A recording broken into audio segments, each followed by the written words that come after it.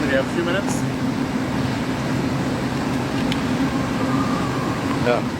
Sir, how concerned are you about apps like IceBlock and what impact do you think that's having on deportation operations? The impact it's having is increases the likelihood of ICE attacks, and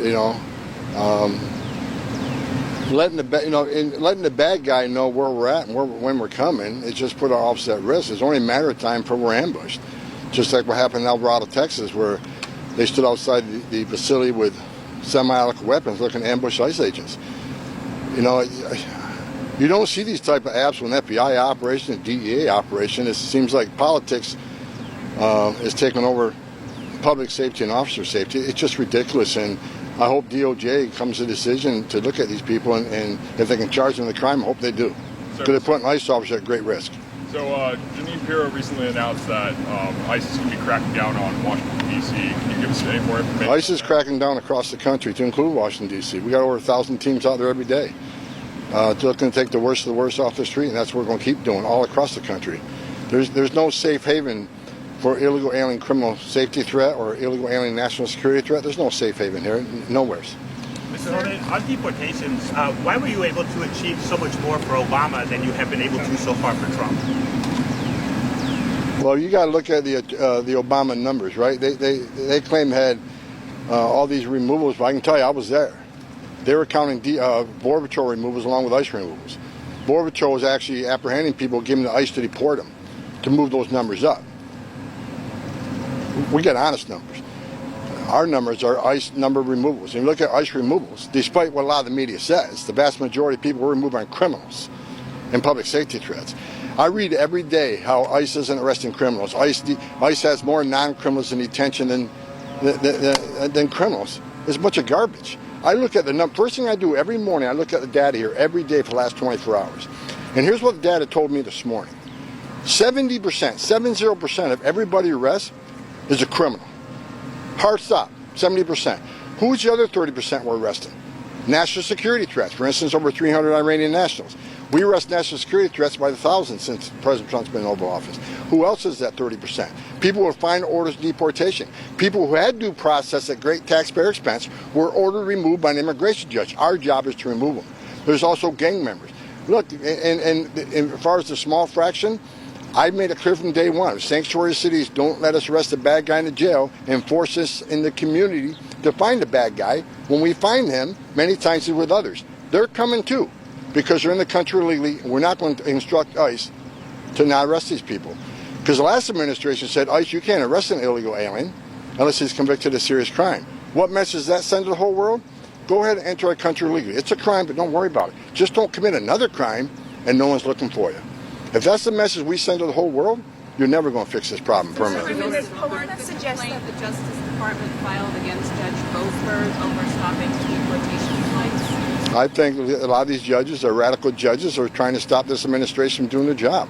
I think the president has the power of executive order to make this country safe again and secure our borders. You can't have strong national security if you don't have border security. And you can't have border security without strong interior enforcement. Look, Border Patrol, I love the Border Patrol. I started in Border Patrol. They've done a great job. We got the most secure border in the history of this nation.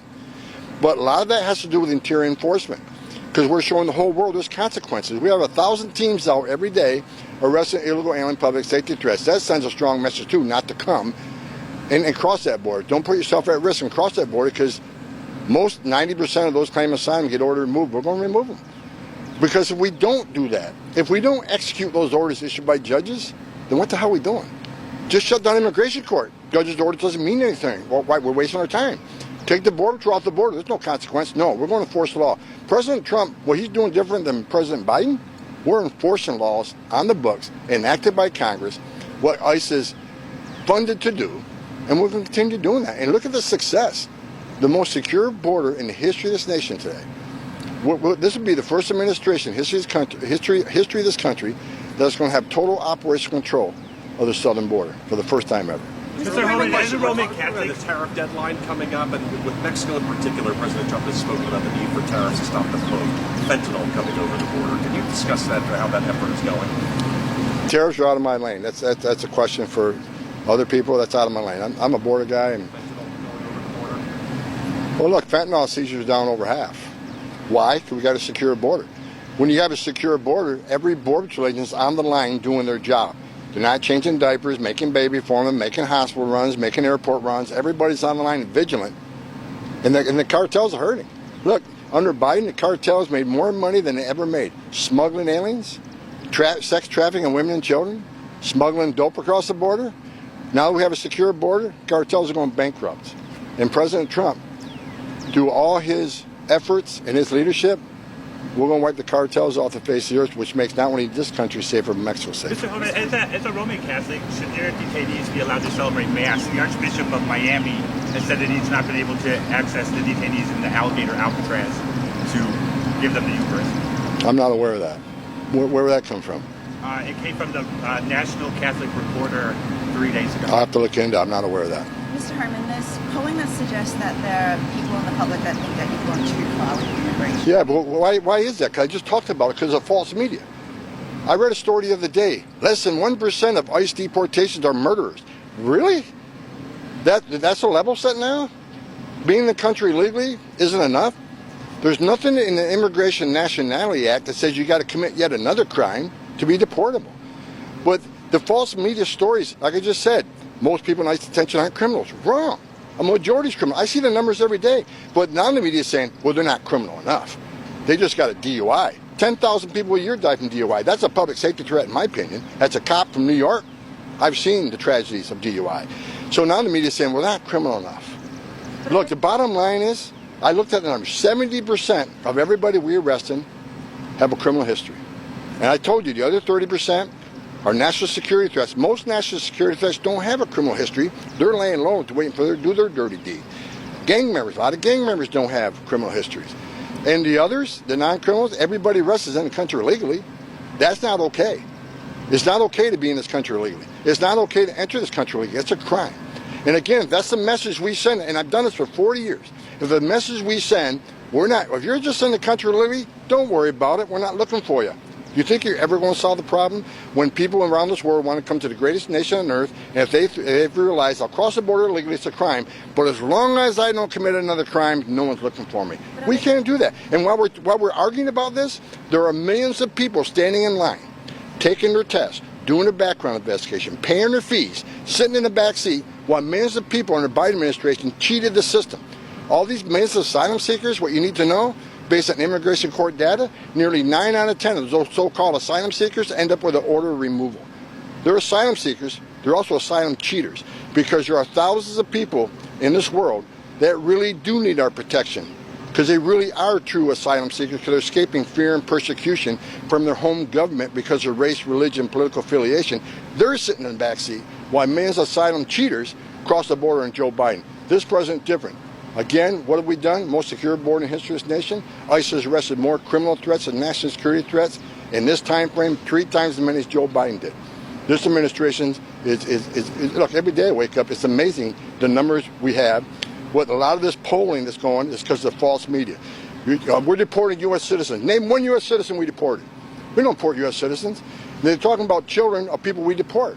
If you're in this country illegally, and you know you're in this country illegally, you have an order of removal, but rather than leaving, you become a fugitive and choose to have a U.S. citizen child? That doesn't make you immune from our laws. That was a decision on your part. So when we remove that person, it's parenting one-on-one. What do you want to do? You want to take the child with you? You want to leave him here with another relative or another spouse? They put themselves in the position, not us. So it's the false media that's pushing the polling. Is there a political question to that about for the midterms? And is there a concern that that could hurt the administration before next year? You know, I'm not a politician, and I'm a border guy, and we're enforcing the laws. We're not making this up. ICE is enforcing laws enacted by Congress. I see all these people protesting ICE. Why aren't they protesting the Hill? If they don't like what ICE doing, protest the people who wrote the bill. I see members of Congress comparing us to racists and members of terrorist organizations. If we're terrorists for enforcing immigration law, what's that make them? They wrote the law.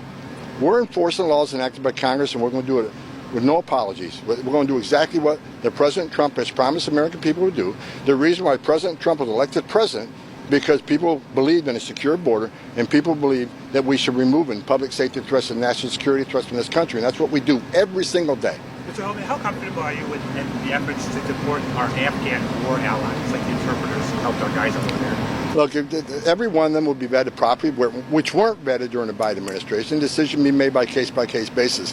Well, let's remember, even the Department of Defense, OIG, came back and said they weren't vetted properly. Look at the thousands of criminal aliens we're arresting right now that last administration released in the country saying they're properly vetted. They lied to the American people. We don't have access to most countries' criminal data. Most countries don't have an NCIC like we do. When they said they were vetted, they were run through NCIC and Triple I's, state systems here. So unless they had a criminal history here, they say, okay, good to go. We've arrested thousands of criminals. They have criminal histories in home country, wanted for murder in the home country. We're on the terrorist watch list and still released in this country. President Trump's doing the right thing for the American people every day. This country is safer every day because the men and women of ICE are doing the work they took an oath to enforce. I mean, no one can argue that sanctuary cities' crime rates are dropping because we're taking public safety threats off the street. Is Immigration OS still on schedule for rollout in September? Excuse me? The Palantir database that they're building that was supposed to be rolled out in September, is it still on schedule? Do you know? I'm not aware of data rollout.